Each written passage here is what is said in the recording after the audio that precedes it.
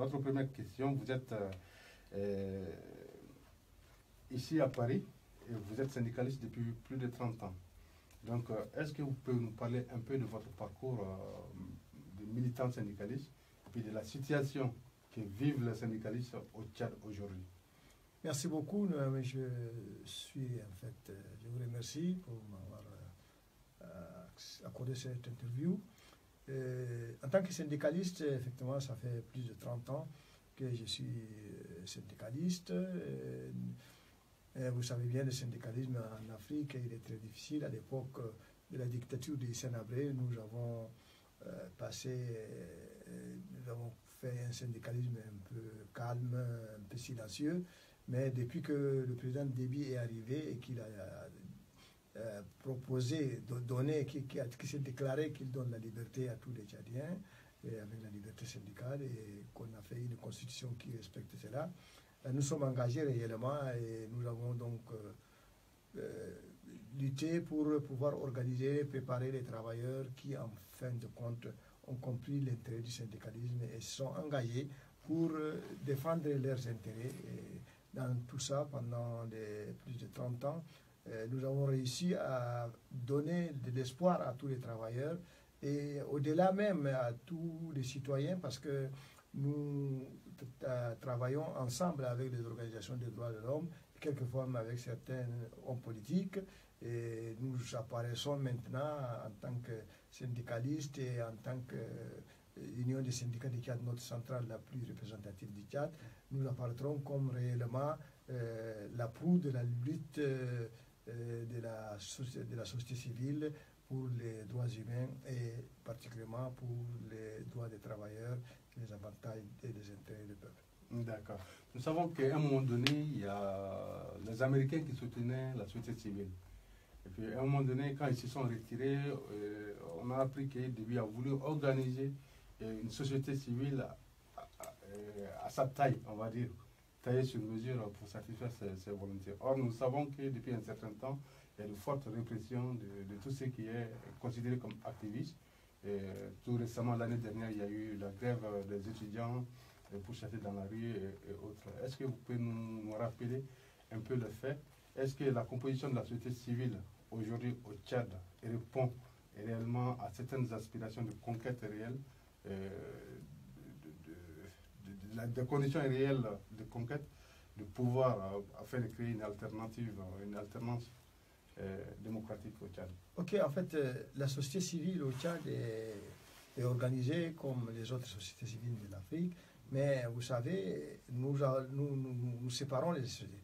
Nous classons les sociétés civiles, la société civile active, réelle, qui veut lutter pour changer la donne au Tchad, et la société civile concoctée de toutes pièces par le gouvernement qui fait semblant d'être opposé à celle-là, aussi bien dans les cadres syndicaux, il y a des syndicats jaunes, il y a des sociétés civiles des droits de l'homme qui sont faux, lorsque nous on lance une activité de lutte réelle pour défendre les intérêts de la population, les intérêts des travailleurs, automatiquement un syndicat faux comme ça s'élève pour dire non, il ne faut plutôt pas aller en grève, il faut rester à la maison, il faut plutôt aller dialoguer, ou qu'une société civile des droits de l'homme s'élève pour dire non, c'est pas ça, il faut plutôt éviter, il faut faire la paix, il faut ceci. Donc ça existe partout en Afrique, des organisations faites monter de toutes pièces par le gouvernement qui divertissent le peuple. Heureusement pour nous au Tchad, ils n'ont plus de crédit, ils n'ont plus de voix auprès des populations, et les populations savent déjà qui est qui. Et ça, nous avons cet acquis-là que nous voulons préserver, et pour le préserver, il faut qu'on lutte fort en exprimant les réels besoins de la population du Tchad, les besoins des citoyens en général, des travailleurs. Et ça, nous savons que au Tchad, il y a maintenant une vraie société civile organisation qui est écoutée par la population et qui donne l'espoir qu'un jour cette société civile peut changer la donne tchadienne. Comme au Burkina Faso, par exemple. Effectivement, quand j'ai dit ça, c'est effectivement pour dire que on espère. Nous, au Burkina Faso, au niveau de la Tunisie, tout ce qui est fait, nous espérons. Tout le monde rêve cela. Mais nous pensons que notre société civile sera capable un jour de changer la donne de la situation actuelle du Tchad, où une caporalisation totale par un individu qui pense tout simplement, qui raisonne force avec des armes. Et je pense qu'un jour, ces armes ne serviront absolument à rien. Et ces hommes qui pensent à cela vont quitter l'Afrique pour laisser réellement aux vrais fils dignes du Tchad et en général de l'Afrique. D'accord. Étant malien, on peut clôturer cette intervention sans vraiment évoquer la présence militaire du Tchad au Mali. Et à un moment donné, dans certains pays ou dans certains cercles de causerie, on disait même que bon, le Tchad est un sous-traitant de la France. Qu'en pensez-vous de ces allégations? Ce n'est pas des allégations, c'est une réalité. Le Tchad, Déby est un sous-traitant de la politique du gouvernement français. Le Tchad a toujours existé là et il a toujours été ami de la France d'une manière ou d'une autre. Et il a toujours été utilisé à l'époque pour aller frapper par-ci par-là. Depuis la guerre mondiale, c'est à partir du Tchad que les gens sont partis. Et depuis cela, le Tchad a intervenu au Cameroun, si vous vous rappelez bien, à l'époque de Tombalbaye. Et le Tchad a intervenu même en Algérie, à partir de Forlani. Tout ça là fait que, effectivement, le Tchad est utilisé toujours, le gouvernement tchadien est toujours utilisé. Le peuple ne fait que subir.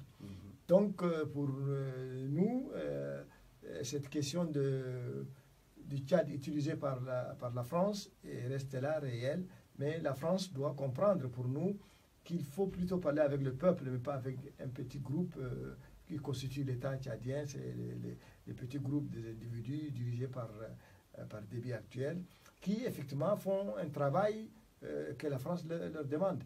Et Déby est vu comme une personne qui est maintenant qui sauve, en sorte un gendarme qui est là pour sauver ce que la France veut qu'on sauve.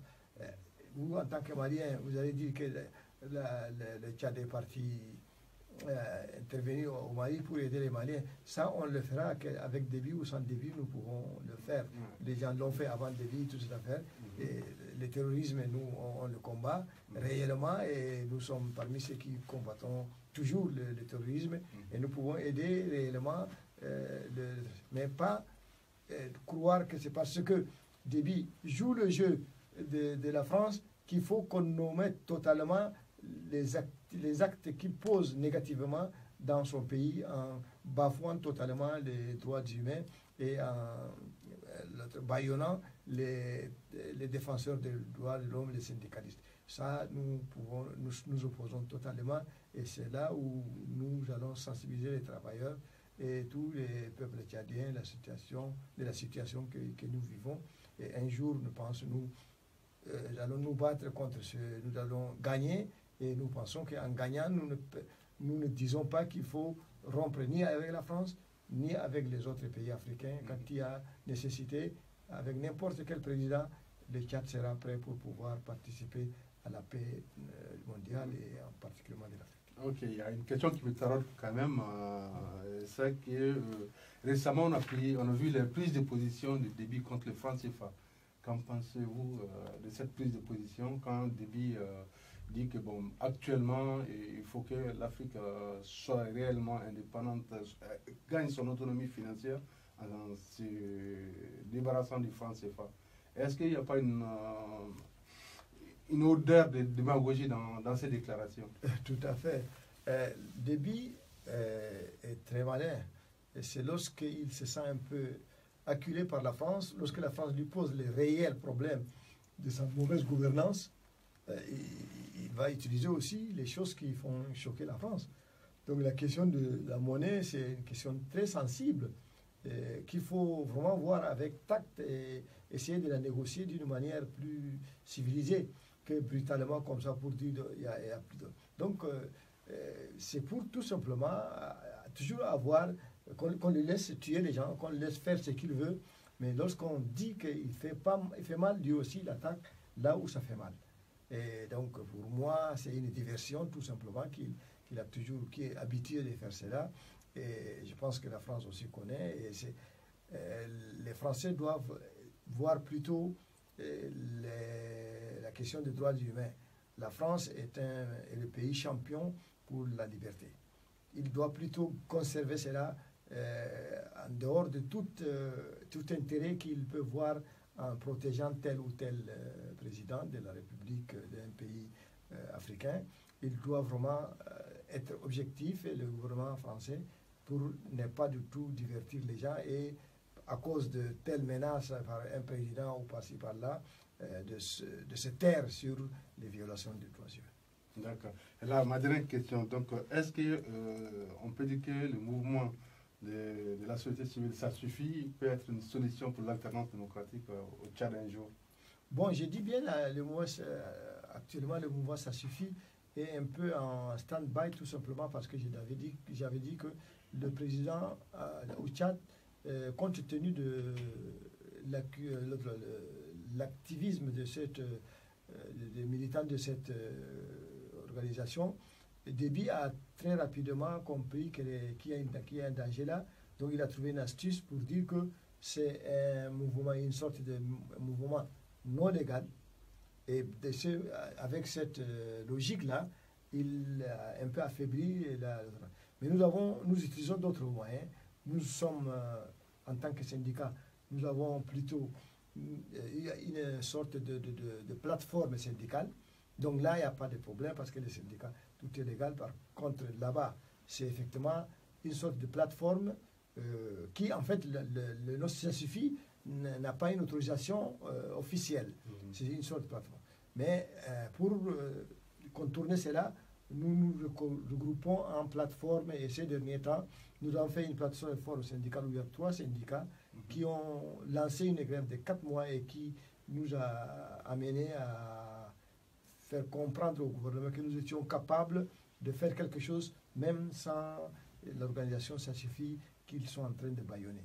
Mais parce qu'en fait, ça suffit à trop faire des choses dont ils ont peur, et ils pensent que c'est très dangereux. Ils ont même arrêté certains jeunes après qui sont membres de ça suffit et qui ont créé une autre fêtière des jeunes qui s'appelle INA. Et ils ont été arrêtés, ces jeunes.